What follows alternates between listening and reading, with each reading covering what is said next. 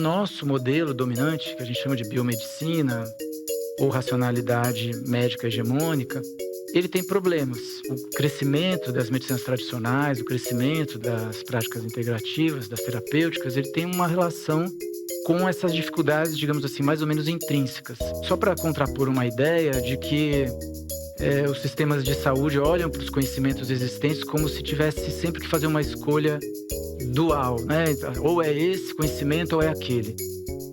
Para a maior parte dos sistemas de saúde, a questão não é muito qual escolher, porque a gente já trabalha com uma quantidade de profissionais muito grandes. A gente já trabalha, no Brasil, por exemplo, com 15 profissões de saúde. E cada uma com as suas especialidades e o cuidado, né, a qualidade do cuidado, ela depende de uma interação sinérgica entre todos esses pontos de atendimento, esses olhares diferentes. Nesse contexto de complexidade do cuidado, de complexidade do processo de adoecimento, do envelhecimento, as medicinas tradicionais, elas são mais um olhar especial, né, muitas vezes, em relação às nossas profissões, né, mais conhecidas. Olá, eu sou o André Tsai, médico acupunturista e ortopedista, e eu convidei o professor Xiao, médico-chefe da disciplina de telemedicina da Faculdade de Medicina da USP, para batermos um papo sobre o encontro da medicina tradicional e a medicina do futuro. E para isso, a gente vai tomar um chazinho no Templo Lohan.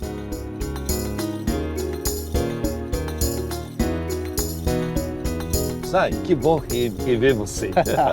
Prazer, viu, professor Xiao? Igualmente, doutor Tsai. Nós hoje temos uma missão difícil, hein? De reflexão. É de reflexão. Isso é importante. Analisarmos aí a nossa medicina atual, como era a medicina antigamente, e projetar aí, com toda essa tecnologia, né? Inteligência artificial, o hospital do futuro, né? Um conceito. Então a gente tem uma missão aqui difícil, interessante, mas eu acho que vai dar certo. Eu acho que, só para complementar o que você falou, eu sempre tenho um pensamento dos 4 pilares. Certo. Nós precisamos ser inteligentemente digitais, inteligentemente inovadores em processos, mas, acima de tudo, inteligentemente humanos e inteligentemente eficientes no desfecho, para nós não ficarmos nos vangloriando só da tecnologia. Ela tem que gerar um resultado, e aí sim, os valores da medicina de antigamente, que trabalhava muito no lado humano, precisam ser trazidos para a modernidade. Esse é um ponto muito interessante, porque os pacientes reclamam, né? Pô, o médico meio que se distanciou com toda essa tecnologia, com cirurgias avançadas, e a relação médico-paciente, de certa maneira, ela teve o seu esfriamento, né? E a gente está resgatando um pouco essa questão da humanização, né? Do atendimento médico, de todos os processos que envolvem a jornada do paciente, desde o seu início até o seu desfecho. Hoje, com a IA, o pessoal pergunta, será que o médico vai ser substituído? Nós precisamos encontrar um meio termo entre o tecnicismo e a tecnologia, com o lado de abordagem integral às pessoas. Perfeito. Então esse é um ponto. O segundo ponto, o temor da inteligência artificial é algo que precisa ser pensado, que a sensação de empatia, a inteligência artificial só consegue simular. Uhum. Nós, seres humanos, temos uma característica, os neurônios espelho, a empatia, porque você sente um sofrimento e você consegue entender o que outra pessoa está passando e você adapta teu comportamento. Isso é algo que a inteligência artificial não consegue. Eu acho que a inteligência artificial bem utilizada tornará os médicos como médicos hiperinteligentes. Né? Ele é capaz de esse processo de percepção e usa a tecnologia para tornar aceleradamente esse processo. Né? Bom, você sabe, eu sou ortopedista, mas eu fui para o lado da medicina chinesa, né? Da acupuntura. E na medicina chinesa, ela fala muito dos fatores emocionais. Sim. Como um fator de desarmonia, como um fator de causa de doença. Uhum. Depois, com a vinda, né, evolução do pensamento moderno, hipocrático, Descartes, né, penso, logo existo, criou-se uma base de que se você tem dor, você tem que ter uma lesão. Então, criou-se um lado investigativo de que você tem que ter uma coisa material, palpável, para se dizer que é científico. Então, essa esfera mais emocional, até mesmo espiritual, ele acabou sendo meio que deixado de lado pela nossa medicina moderna, e a gente caminhou para um lado assim muito que tem o seu valor, é claro, né? A toda a metodologia científica, e é por isso que nós chegamos ao que nós estamos aí com a tecnologia, mas eu senti que a gente deixou um pouco de lado esse lado emocional, espiritual do ser humano. Inclusive, recentemente o Conselho Federal de Medicina abriu uma comissão de espiritualidade, né? Isso. Então parece que a gente está resgatando um pouco essa parte, não tão tecnológica, mas que envolve empatia, sentimentos e crenças do ser humano, né? A medicina ocidental começou a trabalhar muito com pacientes e doentes. Eu não sou a favor disso, tá? Eu sempre falo, eu não cuido apenas de pacientes, apenas de doentes. E aí me pergunto, então do que você cuida? De pessoas na linha do tempo. A outra coisa que sempre se dizia que o ser humano tem 5 sentidos, né? Visão, audição, tato, né? Olfato, gustação. Está errado. O ser humano tem 7 sentidos. E os 5 não são os mais importantes. O primeiro se chama interocepção. E o segundo se chama propriocepção. A interocepção, como você olha, se enxerga internamente, a propriocepção, como o seu corpo se localiza dentro do mundo. Então, quando você fala sobre a questão da emoção, é a interocepção. Na neurociência avançou para esses 2 sentidos, que caracterizam como sentidos. Então, o que nós podemos dizer, está havendo uma convergência entre a chamada ciência clássica ocidental com a visão oriental, só que agora traduzido num termo convergente. Vamos chamar aqui, quando se trabalha com emoção, meditação, você está trabalhando com a interocepção.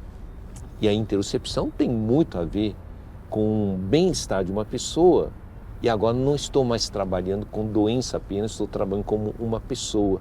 Eu tenho uma percepção que nós estamos aprendendo a ter convergência, aprendendo a desmistificar e aprendendo a não ter preconceito. E aí sim, eu acho que a medicina tradicional chinesa, quando começa a olhar o aspecto emocional e o equilíbrio do bem-estar, tem que ser agregado para esse futuro da saúde ou a saúde do futuro, enxergar o bem-estar das pessoas. Vou aproveitar esse gancho aí que você comentou de não tratar a doença, mas tratar o doente, mas não o doente, o cara tá, mas tratar ele como uma pessoa, né?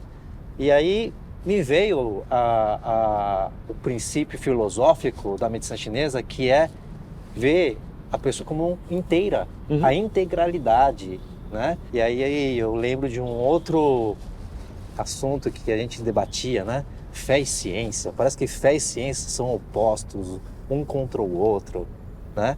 Parece que a medicina antiga, a medicina tradicional e a moderna é um contra o outro.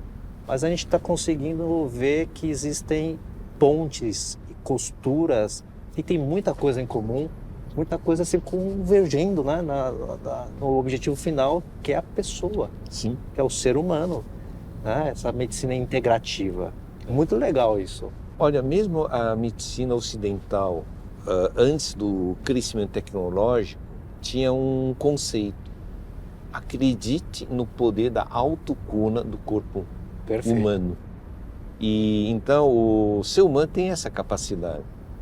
E a prática integrativas ou também a medicina tradicional chinesa explorava muito a capacidade de autocura, né? Se o ser humano não tivesse essa capacidade de lamento, nós estaríamos extintos. Perfeito. Então, isso é um ponto importante. Eu queria fazer uma analogia. E eu sempre falo que o ser humano entenda que é uma poesia. Entenda que toda a tecnologia é uma gramática.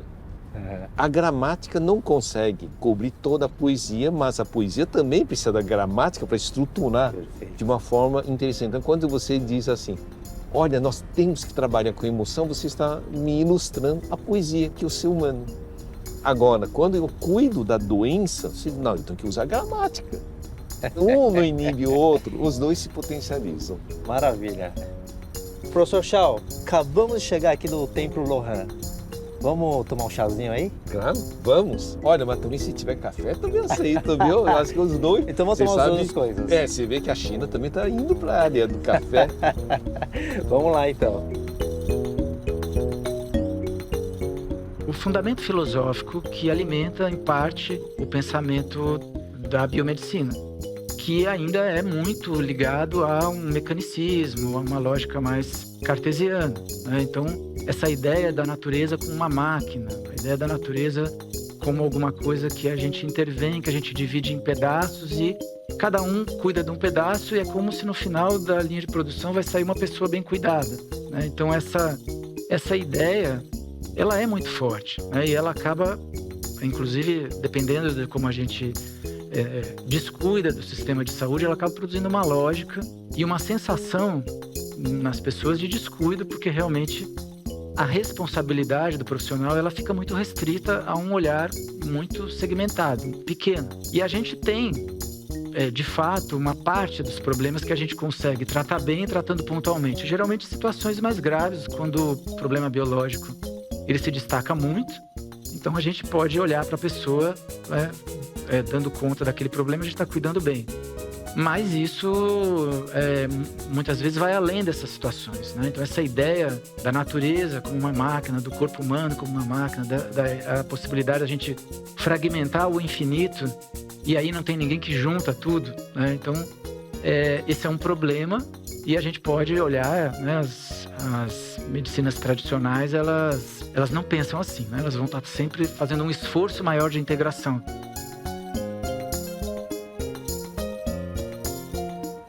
Professor, estamos aqui no Templo Lohan, né? Respirando um pouquinho do passado, né? A China, a medicina chinesa. Mas eu gostaria de ouvir do senhor sobre esse hospital do futuro. Como que vai ser o futuro da medicina, o futuro do ser humano, né? Quais são as perspectivas e o que a tecnologia está trazendo para a gente aqui? Sabe, eu acho que o Hospital do Futuro, ele caminha à semelhança do que a China faz hoje.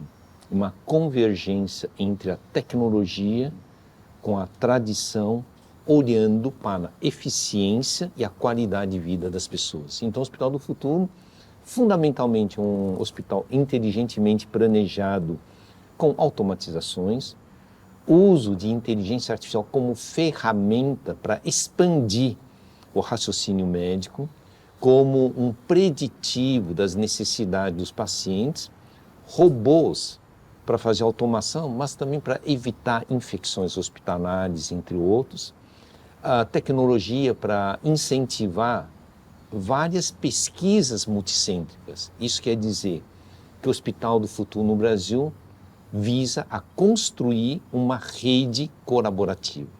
Então, o Hospital do Futuro não é um hospital físico, é um conceito que você está trazendo, não é? Na verdade, o Hospital do Futuro, ele é o lado físico. É o lado físico do hospital. É o chamado hospital modernizado de forma inteligentemente, com compartilhamento de dados, otimização de processos e com o lado do ser humano se dedicando à humanização. Em paralelo com o Hospital do Futuro, eu tenho o Hospital Digital. Aí sim, o Hospital Digital, ele é um hospital de conexão regional. Os dois juntos criam o Hospital Híbrido Conectado. Então, o Hospital do Futuro é o físico, mas quando ele entra com a logística, os dois cobrem, e é isso que o Brasil precisa. E eu acho que esse tipo de desenvolvimento ele é muito importante como estratégia do país. Perfeito. E a outra, no hospital do futuro, ou hospital digital híbrido, nós não cuidamos das pessoas e damos alta. Nós cuidamos em toda a linha da reintegração social de uma pessoa.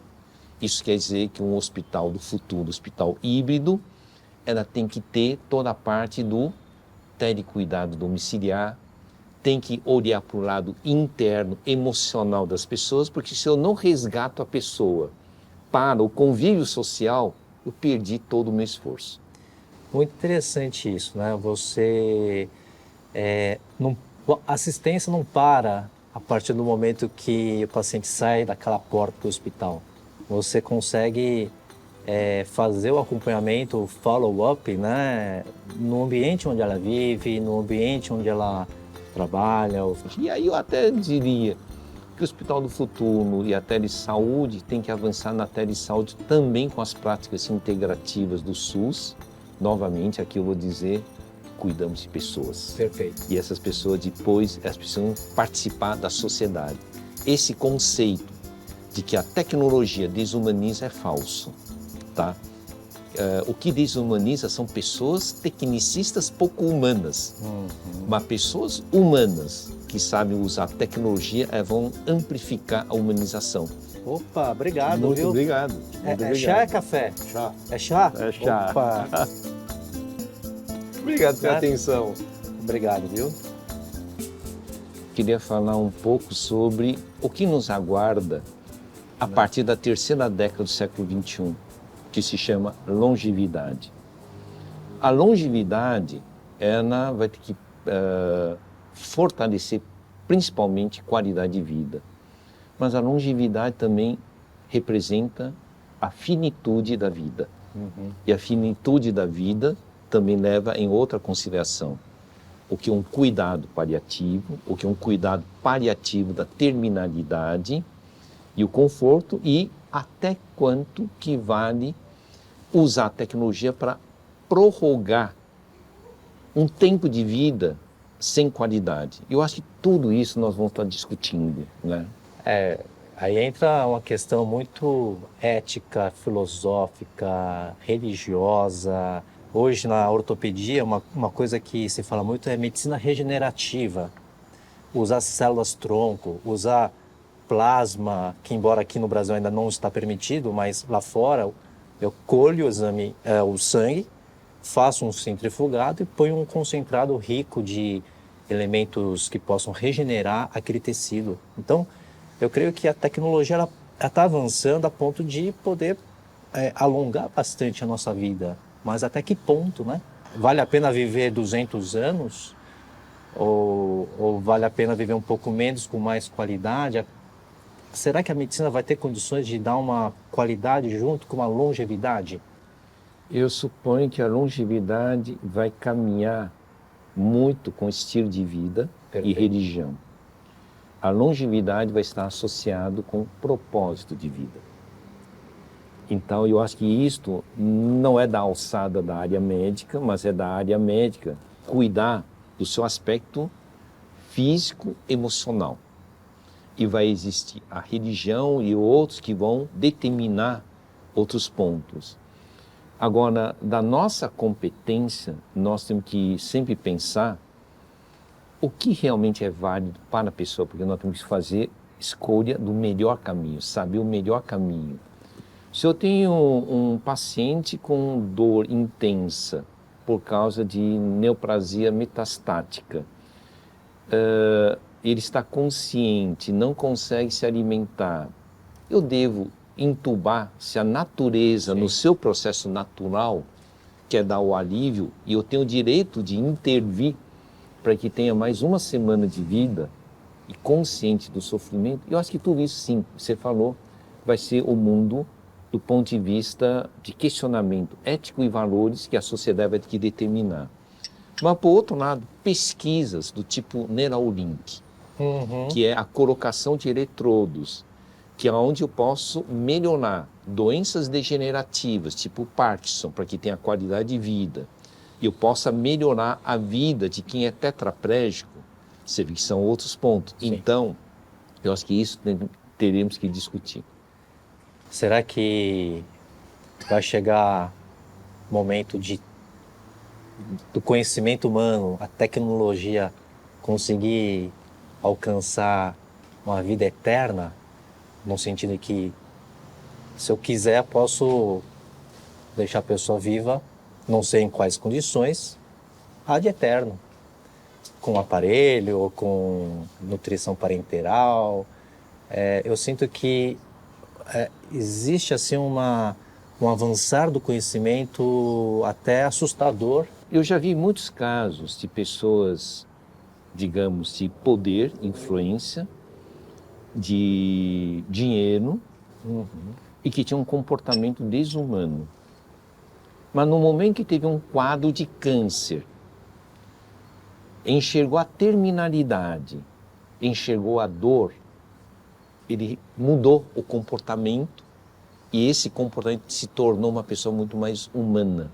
Muitas vezes, a dor e a deficiência faz parte de um refinamento de comportamento. E a vida eterna também tem que ser questionado. Uma pessoa pode ter vida eterna e os que nascem não têm direito a viver? Você vê que tem tantas coisas filosóficas que precisam ser discutidas, mas eu não duvido muito de que em curto espaço de tempo, no sentido médio espaço de tempo, o ser humano possa até começar a alcançar uma média de vida de 150 anos. Tudo indica essa potencialidade e hoje nós já estamos vendo que nós temos migrantes de 90 para 100 anos. Maravilha!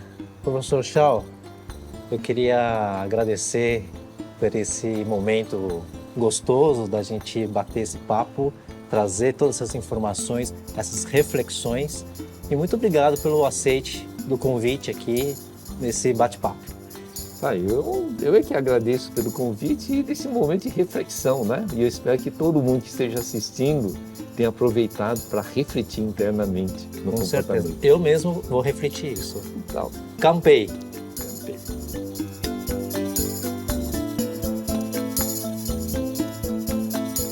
Quanto mais opções a gente tem, quanto mais paradigmas diferentes a gente tem, quanto mais a gente transita e consegue fazer uma escolha adequada para cada situação singular, melhor.